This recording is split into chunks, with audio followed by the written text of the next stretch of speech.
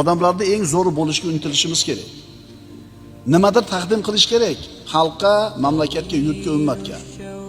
Payg'ambarimiz aytadilar: "Man asbaha falam yahtamma bi amril muslimina falaysa minhum."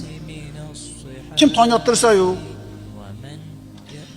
unda musulmonlarning g'ami bo'lmasa, u ulardan emas. Faqat o'zini g'ami. Xalqini, ummatini, mahallasini nima qilmaydi? O'ylamaydi. Mana shu masalada har qanday mahallada ham boy bor, o'rtahol bor, kambag'al bor. O'sha mahallaning yo'li bor, ariqlari bor, tuzatilishi kerak bo'lgan. O'sha mahallada boyning borligi shu problemalarda yo'qligida ko'rinadi. Endi shunaqa uyda solib qo'ygan varaqlatib eshigini tayyor luja bo'lib yotibdi ko'cha tomon, asfalt solib qo'y. Yo'q, u faqat o'zini uchastkasi 6 sotigini ichini obod qiladi-da.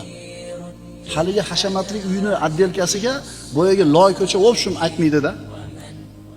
Boy akalar,